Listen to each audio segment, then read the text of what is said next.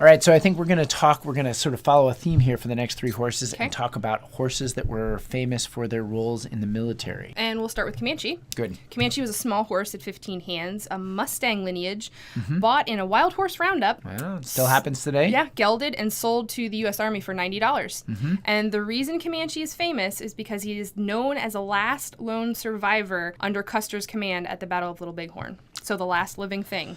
And those of us in equine nutrition circles will know this story well, but one of famous equine nutritionist, Dr. Harold Hintz from up at Cornell, used to always tell a story, and he had this, I think it was a theory that perhaps one of the reasons that Custer lost at Little Bighorn was due to selenium toxicity. And the plants in that region are known to accumulate selenium. So those of you that are interested can go and read about this. But some of the signs that horses that have selenium toxicity show are head pressing, increased heart and respiration rate, other neurologic sort of symptoms, as well as problems with their hooves, all of which would have made for a difficult battle. So maybe there's some truth to that. I'm not sure there's much fact in that, but maybe it's a good theory. All right, so to talk about our second mare of the day, we've got Reckless.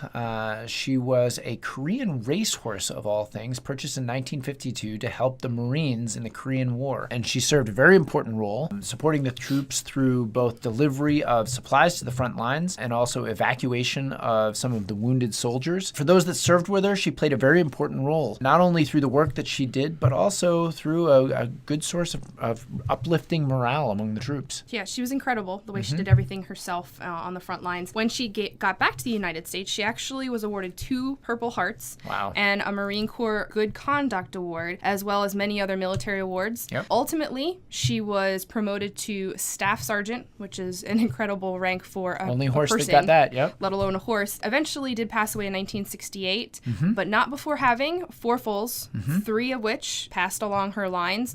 And here we go, guys, with some more names. Fearless, Dauntless, and Chesty. Chesty, interesting.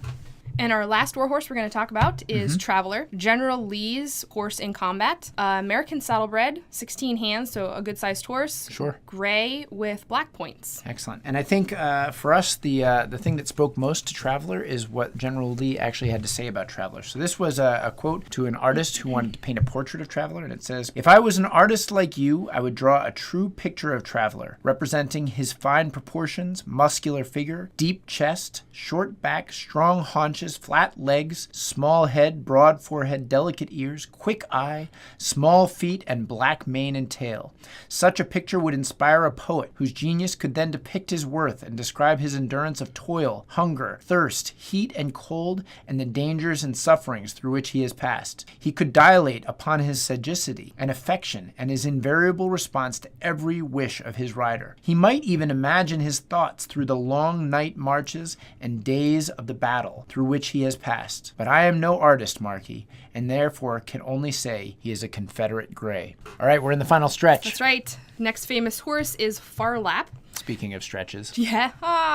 Hilarious. Farlap was a New Zealand-born racehorse who spent most of his life in Australia racing, and after early successes then moved on to the United States to race. Right. Also a topic of one of my favorite movies, Farlap. If you can find it, good luck. But it is a terrific movie. But what's kind of interesting about Farlap is that he's also the basis of some controversy in regard to his death. And you know, the facts, they've been struggled over for years. But from what I can tell, I think that there is good evidence that perhaps arsenic accumulation in his body is part of what caused his final death, or perhaps an overdose of arsenic. It's in question whether gangsters or mobsters were the ones that caused that to happen because he wasn't very good for their betting, or whether it was just because he was being given certain tonics that were thought to actually be good for animals at that time that contained arsenic. Could be either or. You can look up some of that, but it is a fact that during that time there were tonics that were given to both horses and other livestock that had arsenic in them that were thought to do those animals some good.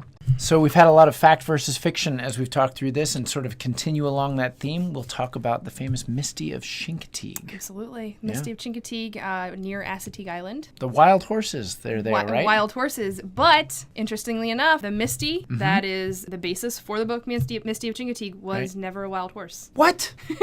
Astonishing. Can't be true. No, she was actually born in domesticity, as were her parents. So her dam and her sire were not even Assateague wild horses either. Okay, next on the list. Next racehorse is Seattle Slew. Seattle Slew, I know that one. Yes, famous for the 1977 winning of the Triple Crown and being a semi-rags to riches story. Right. Again, we hear this time and time again with these racehorses. So everyone should buy a thoroughbred. You never know what's going to happen, right? Exactly. You know, one of the, I think, particularly engaging parts of Seattle Slew's story that I enjoy, and I think many people enjoy, is actually the story of one of the races that he lost. So you can see a link to that here. And again, it's interesting to think about the role that horses play in our lives when we look at a story like this and we think about the human characteristics that are put on a horse, such as the courage that he showed in that loss and how hard he fought for it. Every horse is a little bit different. Their personality is different, and Seattle Slew's just like that. So those that knew him well talk about that.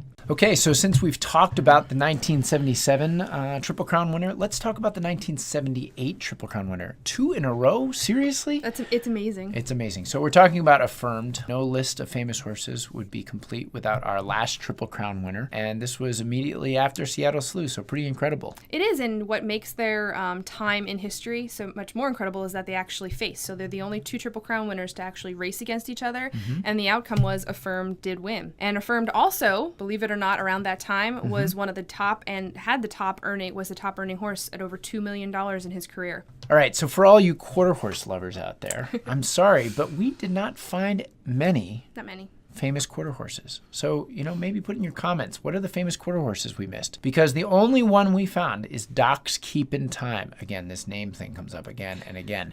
Doc's Keepin' Time, famous quarter horse. Do you want to tell us why he was famous, Andrea? Famous because after an unsuccessful racing career, so quarter horse racing. Always bad when that goes downhill. Yes. He was actually, obviously, a black horse for obvious reasons because he starred as the film adaptation of Black Beauty and as well as in the Black Stallion as the Black, which is an original name for that horse. So if things don't work out for you in racing, you can always go into the movie industry, I guess, right? Try it. Right. And so another interesting fact here, and what's going to lead us into our last horse of the group, is the fact that our 1 quarter horse happens to have a very famous sire way off in his background. Can you guess who? It's Man of War. Man of War. All right, let's wrap it up. And Andrea's words, we're going to finish with an epic famous horse. Epic horse. Man of War. Man o' War. Right. He was raced in the 20s. He won 20 of his 21 starts, which is incredible. Pretty impressive. And the only reason he lost that one race was he had his back turned. Back in the 20s, back in the early racing days, they actually didn't have starting gates. So they all just were lined up and they kind of all were circling around when the barrier was either raised or lowered and his back was turned. It's kind of like having one hand tied behind your back. Yeah, absolutely. Pretty amazing horse. That is the fair start that they had back then. That's why he lost that. He also threw some great babies, and actually 4 horses from our list are from his bloodlines. Seattle Slew, Affirmed, Seabiscuit, and Doc's Keepin' Time, all from his bloodlines. Which is pretty impressive that we go through this list of famous horses, and he's got 4 of those that are in there. So he's actually, many horses sort of trace their way back to him, but it's pretty amazing to think. And as we look at this horse and think about Man of War as an epic example of a famous horse, how do you really measure the impact that a horse has? And there was actually a really good article by Barbara Livingston that was written about Man of War's funeral. So I've placed a link to it below. You can actually see a brief history of Man of War here. So if you click on that link, I would recommend looking at that because Man of War's funeral was attended by up to, the estimates are 2,000 people. He had a special coffin that was created for him. It's amazing to read some of the history and the impact that this horse had on the racing industry and on the American public in general at that time, I guess right at the end of World War I, and really a pretty amazing impact. And it really, I think, gets to a lot of the way that horses impact on our own society and culture. And that's it, guys. That concludes our list of famous horses. We thank you for listening in with us. If you have any, we'd love to hear from you if you have any suggestions for future vlog topics. And thanks once again. Hope you learned something. We'll see you next time.